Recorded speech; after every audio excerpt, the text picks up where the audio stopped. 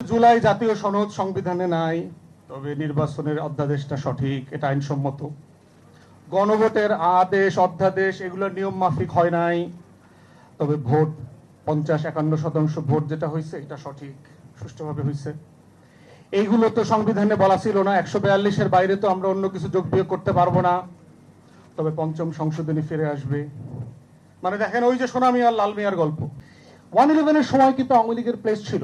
Doctor Akbar Ali Khan থেকে শুরু করে যারা যারা রিফর্ম কমিশনে কাজ করেছেন, তাদের যে শতাধিক প্রস্তাবনা ছিল, ওয়াদা ছিল আওয়ামী লীগ ক্ষমতা সেগুলো সব করবে।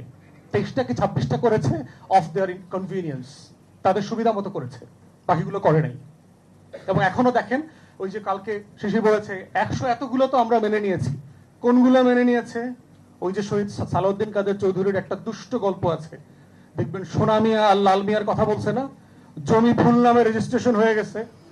যেখানে যেখানে বিচারপতির বয়স বাড়ছে সংশোধনী বাতিল, বিচারপতির বয়স ঠিক আছে।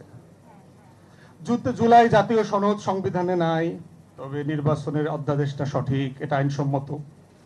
গণভোটের আদেশ অধ্যাদেশ এগুলো নিয়ম মাফিক হয় নাই, তবে ভোট 50-51% ভোট যেটা হয়েছে এটা সঠিক, সুষ্ঠুভাবে হয়েছে।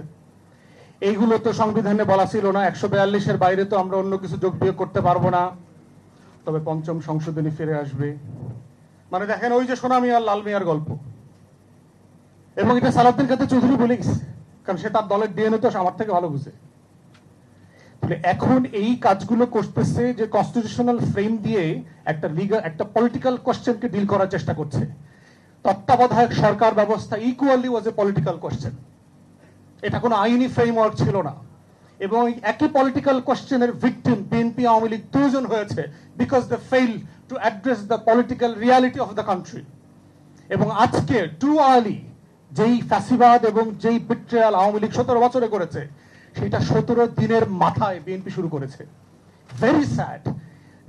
যেই দলটা লক্ষ লক্ষ নেতাকর্মী যেই পরিমাণ জুলুম নির্যাতনের শিকার হয়েছে গত 17টা বছর, যাদের জন্য আমরা সবাই একসাথে মিলে লড়াই করেছি, তারা কিভাবে এই জাতীয় প্লেজ ওয়াদার সাথে বেইমানি করে এত অল্প সময়ের ভিতরে, এত তাড়াতাড়ি? প্রয়োজন আছে? তাহলে কেন তারা করতেছে এই কাজটা? প্রথম কারণ এটা বোঝা দরকার যে বিএনপির পলিটিক্যাল ইনফিরিয়রিটি কমপ্লেক্স, যে আমার নেতৃত্বে আমি 24-এর মেসি ছিলাম না, 24-এর রোনালদো আমি ছিলাম না, আমার দলের কেউ ছিল না, আমার গোলে হাসিনা পড়ে নাই।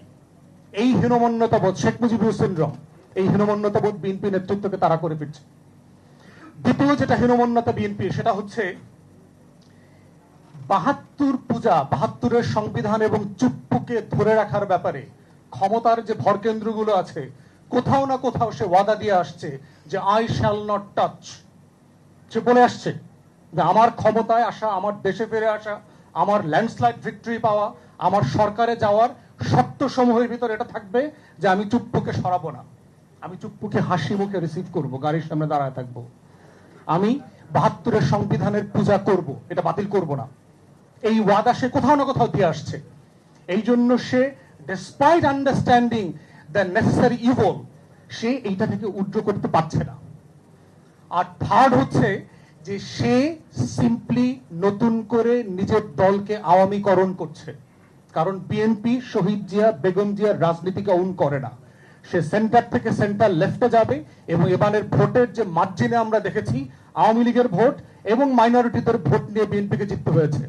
বিএনপির যে হিস্টোরিক্যাল ভোট বেঞ্চ, শহীদ জিয়ার পলিটিক্সের যেই ক্যানভাস, এই ক্যানভাস থেকে বিএনপি সরে গেছে। কারণ বিএনপির রাজনীতি আর এক্সক্লুসিভ না। শহীদ জিয়ার রাজনীতি এনসিপিও করে, এবি পার্টিও করে, জামাত সহ ইসলামিক দলগুলোও করে। দিল্লির আধিপত্যবাদের বিরুদ্ধে রাজনীতি, বাংলাদেশপন্থী রাজনীতি, ধর্মীয় মূল্যবোধের রাজনীতি। অতএব বিএনপির রাজনীতি আর এক্সক্লুসিভ নাই। For the first time BNP সাংগঠনিকভাবে চ্যালেঞ্জের মধ্যে ছিল, কিন্তু বিএনপির রাজনীতি কখনো এই কমপ্লেক্স সিচুয়েশনের মধ্যে যায় নাই। অতএব সে বুঝতে পারছে আওয়ামী ভোটার ব্যাংকটাকে অ্যাবজর্ব করা ছাড়া তার ফিউচার পলিটিক্স নাই। অতএব এই পলিটিক্সকে সে কিভাবে অ্যাবজর্ব করবে? 72-এর সংবিধান রেখে, কাঠামো রেখে, চুপ্পুকে রেখে, এবং যেটা সে ভোটে সাকসেসফুলি করেছে।